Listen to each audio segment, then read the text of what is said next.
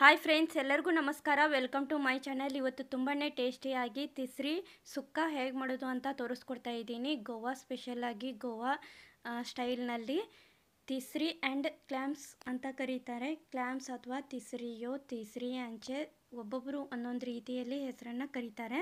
ಇವಾಗ ತಿಸ್ರಿ ಸುಕ್ಕ ಯಾವ ಥರ ಮಾಡೋದು ಅಂತ ತೋರಿಸ್ಕೊಡ್ತಾ ಇದ್ದೀನಿ. ಅಂದರೆ ಕಪ್ಪೆ ಚಿಪ್ಪು ಅಂತ ಕೂಡ ಕರಿತೀವಿ, ಅಥವಾ ಮೊಳವಾಯಿ ಅಂತ ಕನ್ನಡದಲ್ಲಿ ಕರೀತಾರೆ.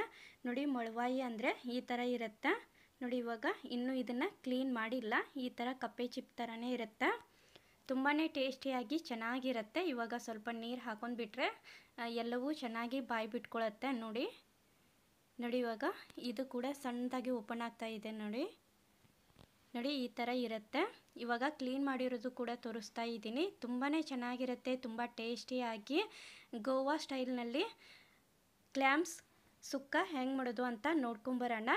ನೋಡಿ, ಇದಿಷ್ಟು ಕ್ಲೀನ್ ಮಾಡಿ ಇಟ್ಕೊಂಡಿರುವಂಥ ಕ್ಲ್ಯಾಮ್ಸು ಅಂದರೆ ತಿಸ್ರಿ.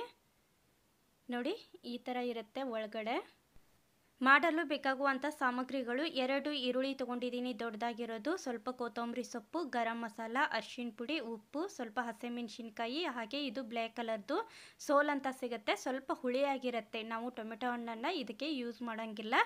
ಅದೇ ಸೋಲನ್ನ ಹಾಕೋದ್ರಿಂದ ಸ್ವಲ್ಪ ಹುಳಿ ಬಿಟ್ಕೊಳ್ಳುತ್ತೆ. ಹಾಗೆ ಒಂದು ದೊಡ್ಡದಾಗಿರುವಂಥ ತೆಂಗಿನಕಾಯಿನ ಪೂರ್ತಿಯಾಗಿ ತೆರೆದಿಟ್ಕೊಂಡಿರಬೇಕು. ತೆಂಗಿನಕಾಯಿ ಹಾಕೋದ್ರಿಂದನೇ ಒಂದು ಒಳ್ಳೆ ಟೇಸ್ಟಿಯಾಗಿರುತ್ತೆ ಇದಕ್ಕೆ. ಹಾಗೆ ಸ್ವಲ್ಪ ನುಗ್ಗೆಕಾಯಿನ ಸಣ್ಣದಾಗಿ ಕಟ್ ಮಾಡಿಕೊಂಡು ಹಾಕೋದ್ರಿಂದ ಅದು ಕೂಡ ಚೆನ್ನಾಗಿ ಒಂದು ಒಳ್ಳೆ ಟೇಸ್ಟಿಯಾಗಿರುತ್ತೆ. ಹಾಗೆ ಬಾಣಲೆಯದ್ರೊಳಗೆ 1.5 ಚಮಚದಷ್ಟು ಎಣ್ಣೆ ಹಾಕಿ ಮೊದಲೇ ಕಾಯ್ಲಿಕ್ಕೆ ಇಟ್ಕೊಂಡಿದ್ದೆ. ಎಣ್ಣೆ ಚೆನ್ನಾಗಿ ಕಾದಿರಬೇಕು. ಇವಾಗ ಈರುಳ್ಳಿ ಹಾಕ್ತಾ ಇದ್ದೀನಿ. ತುಂಬಾ ಟೇಸ್ಟಿಯಾಗಿ ಸಿಂಪಲ್ಲಾಗಿ, ಜಾಸ್ತಿ ಟೈಮ್ ತೊಗೊಳಂಗಿಲ್ಲ, ಜಾಸ್ತಿ ಸಾಮಗ್ರಿಗಳಿಲ್ಲ, ತುಂಬ ಬೇಗ ಆಗಿಬಿಡತ್ತೆ. ನೋಡಿ, ಇವಾಗ ಈರುಳ್ಳಿ ಮತ್ತು ಹಸಿಮೆಣಸಿನ್ಕಾಯಿ ಸ್ವಲ್ಪ ಖಾರ ಇರೋದನ್ನೇ ಯೂಸ್ ಮಾಡ್ಕೊಳ್ಳಿ. ಯಾಕೆಂದರೆ ಗರಂ ಮಸಾಲ ಸ್ವಲ್ಪ ಖಾರ ಕಡಿಮೆ ಇರುತ್ತೆ. ಹಾಗಾಗಿ ಹಸಿಮೆಣಸಿನ್ಕಾಯಿನ ಸ್ವಲ್ಪ ಜಾಸ್ತಿನೇ ಹಾಕ್ಕೊಂಡಿದ್ದೀನಿ, ಅದು ಖಾರ ಇರುವಂಥದ್ದು. ನಂತರ ನೀವು ಗರಂ ಮಸಾಲ ಇಲ್ಲ ಅಂತ ಅಂದರೆ ಅಚ್ಚ ಖಾರದ ಪುಡಿ ಕೂಡ ಯೂಸ್ ಮಾಡ್ಕೊಳ್ಳಿ, ಅದು ಕೂಡ ಚೆನ್ನಾಗಿರುತ್ತೆ. ಇವಾಗ ಸ್ವಲ್ಪ ಚೆನ್ನಾಗಿ ಫ್ರೈ ಆದಮೇಲೆ ಇವಾಗ ನುಗ್ಗೆಕಾಯಿನ ಹಾಕ್ತಾಯಿದ್ದೀನಿ. ನುಗ್ಗೆಕಾಯಿ ಸ್ವಲ್ಪ ಕುದಿಬೇಕು, ಹಾಗಾಗಿ ಸ್ವಲ್ಪ ಒಗ್ಗರಣೆಯಲ್ಲಿನೇ ಹಾಕಿ ಮೊದಲು ಖಾರ ಉಪ್ಪು ಎಲ್ಲ ಚೆನ್ನಾಗಿ ಹತ್ಕೊಂಡ್ರೇ ಒಂದು ಒಳ್ಳೆ ಟೇಸ್ಟಿಯಾಗಿ ನುಗ್ಗೆಕಾಯಿಗೆ ಇರುತ್ತೆ. ನೋಡಿ, ಇವಾಗ ಒಗ್ಗರಣೆಯಲ್ಲಿ ನುಗ್ಗೆಕಾಯಿನ ಹಾಕ್ಕೊಂಡು ಚೆನ್ನಾಗಿ ಮಿಕ್ಸ್ ಮಾಡ್ಕೊಳ್ಳಿ. ನುಗ್ಗೆಕಾಯಿ ಇಲ್ಲ ಅಂದರೆ ಸ್ಕಿಪ್ ಮಾಡಿ, ಪರವಾಗಿಲ್ಲ. ಇದ್ದರೆ ಹಾಕ್ಕೊಳ್ಳಿ, ಚೆನ್ನಾಗಿರುತ್ತೆ.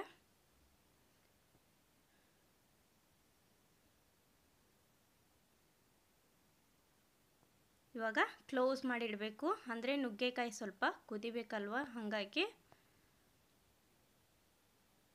ನೋಡಿ, ಇವಾಗ ಮತ್ತೆ ತೆಗೆದುಬಿಟ್ಟು ಈ ಥರ ಚೆನ್ನಾಗಿ ಮಿಕ್ಸ್ ಮಾಡ್ಕೊಂಡಾದ್ಮೇಲೆ ಇವಾಗ ಮಸಾಲ ಐಟಮ್ಸ್ನ ಹಾಕ್ತಾ ಇದ್ದೀನಿ.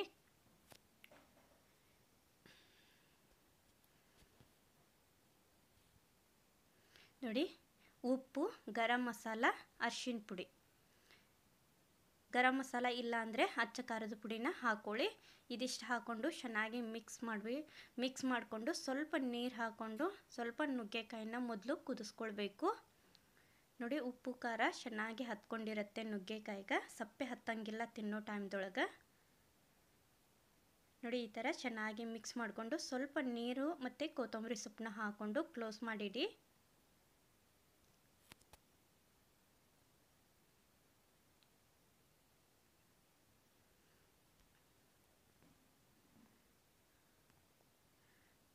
ಮೇಲೆ ಸ್ವಲ್ಪ ಕೊತ್ತಂಬರಿ ಸೊಪ್ಪು ಹಾಕ್ತಾ ಇದ್ದೀನಿ.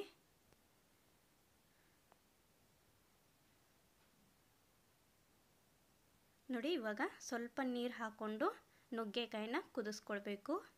ಕ್ಲೋಸ್ ಮಾಡಿಡಿ.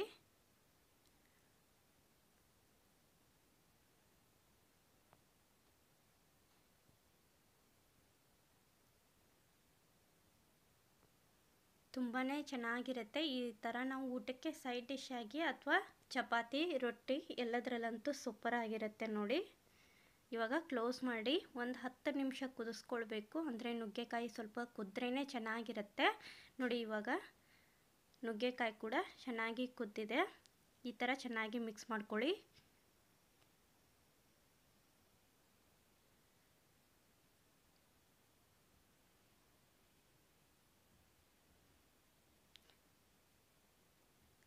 ಮತ್ತು ಇವಾಗ ಕ್ಲೋಸ್ ಮಾಡಿ ಮತ್ತೆ 5 ನಿಮಿಷ ಆದಮೇಲೆ ನೋಡಿ ಇದಿಷ್ಟಾದರೆ ಸಾಕು. ಇವಾಗ ಕ್ಲೀನ್ ಮಾಡಿ ಇಟ್ಕೊಂಡಿರುವಂಥ ತಿಸ್ರಿನ ಹಾಕ್ತಾಯಿದ್ದೀನಿ. ನೋಡಿ ತಿಸ್ರಿಗೆ ನೀರು ಹಾಕಿ ಜಾಸ್ತಿ ಕುದಿಸೋ ಅವಶ್ಯಕತೆ ಇಲ್ಲ, ಹಾಗಾಗಿ ನಾನು ಮೊದಲೇ ನುಗ್ಗೆಕಾಯಿನ ಕುದಿಸಿದ್ದು.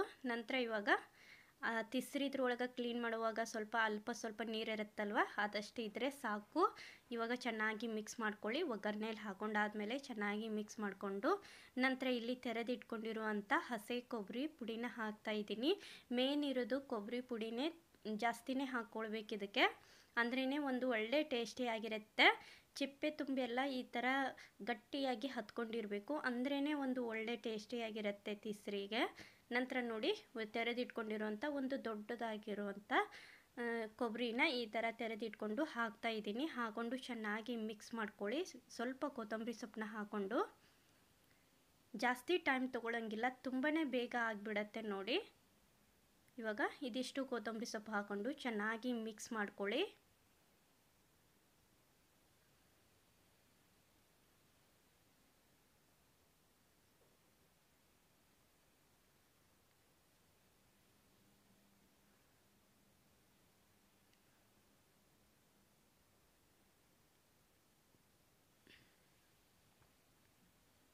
ನೋಡಿ ಚೆನ್ನಾಗಿ ಈ ಥರ ಮಿಕ್ಸ್ ಆದಮೇಲೆ ಸ್ವಲ್ಪ ಕ್ಲೋಸ್ ಮಾಡಿಟ್ಟು ಒಂದು 5 ನಿಮಿಷ ಇದ್ದರೆ ಸಾಕು.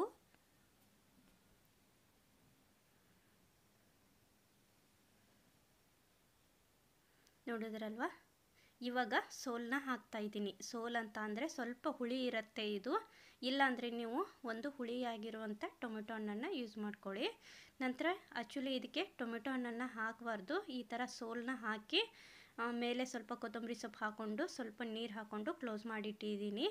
ನೋಡಿ ಇವಾಗ ಒಂದು 5 ನಿಮಿಷ ಆದಮೇಲೆ ತುಂಬ ಬೇಗ ಈ ಥರ ಕೈ ಆಡಿಸ್ಬಾರ್ದು. ನೋಡಿ ಇವಾಗ ಒಂದು ಸರ್ತಿ ಚೆನ್ನಾಗಿ ಮಿಕ್ಸ್ ಮಾಡಿಕೊಂಡ್ರೆ ರೆಡಿ ಆಗುತ್ತೆ. ತುಂಬಾ ಚೆನ್ನಾಗಿರುತ್ತೆ, ತುಂಬ ಈಸಿಯಾಗಿ ತುಂಬ ಟೇಸ್ಟಿಯಾಗಿ ಸೂಪರಾಗಿರುತ್ತೆ. ಈ ಥರ ನಾವು ತಿಸ್ರಿ ಅಥವಾ ಕ್ಲ್ಯಾಮ್ಸ್ ಸುಕ್ಕನ್ನು ಈಸಿಯಾಗಿ ಮಾಡ್ಕೋಬೋದು. ಗೋವಾ ಸ್ಪೆಷಲ್ಲಾಗಿ ಅಂದರೆ ಗೋವಾ ಸ್ಟೈಲ್ನಲ್ಲಿ ಈ ಥರ ಇರುತ್ತೆ ನೋಡಿ. ನೋಡಿದ್ರಲ್ವ, ಸಿಂಪಲ್ಲಾಗಿ ಊಟಕ್ಕೆ ಸೈಡ್ ಡಿಶ್ ಆಗಿ ಅಥವಾ ರೊಟ್ಟಿ ಚಪಾತಿ ಅನ್ನಕ್ಕೆ ಎಲ್ಲದಕ್ಕಂತೂ ಹೊಂದತ್ತೆ. ಹಾಗೆ ನೋಡಿ ಇವಾಗ ಈ ಥರ ಒಂದು 5 ನಿಮಿಷ ಕುದಿಸ್ಕೊಂಡಾದ್ಮೇಲೆ ಸಾಕು. ನೋಡಿದ್ರಲ್ವ, ಸಿಂಪಲ್ಲಾಗಿ ಈ ರೆಸಿಪಿ ಇಷ್ಟ ಆದಲ್ಲಿ ಲೈಕ್ ಮಾಡಿ, ಶೇರ್ ಮಾಡಿ, ಹಾಗೆ ಹೊಸದಾಗಿ ನೋಡೋರು ಪ್ಲೀಸ್ ಸಬ್ಸ್ಕ್ರೈಬ್ ಮಾಡ್ಕೊರಿ. ನೀವು ಒಂದು ಸರ್ತಿ ಟ್ರೈ ಮಾಡಿ, ತುಂಬಾ ಚೆನ್ನಾಗಿರುತ್ತೆ, ತುಂಬ ಟೇಸ್ಟಿಯಾಗಿ ಸೂಪರಾಗಿರುತ್ತೆ. ನೋಡಿದ್ರಲ್ವ, ಸಿಂಪಲ್ ರೆಸಿಪಿ, ಜಾಸ್ತಿ ಸಾಮಗ್ರಿಗಳೇನಿಲ್ಲ, ಕಡಿಮೆ ಸಾಮಗ್ರಿಗಳನ್ನ ಹಾಕಿ ಈ ಥರ ನಾವು ಕ್ಲ್ಯಾಮ್ಸ್ ಮಸಾಲ ಕರಿ ಅಂತ ಕೂಡ ಅನ್ಬೋದು ಅಥವಾ ಸುಕ್ಕ. ನೋಡಿದ್ರಲ್ವ, thank you, bye friends, bye.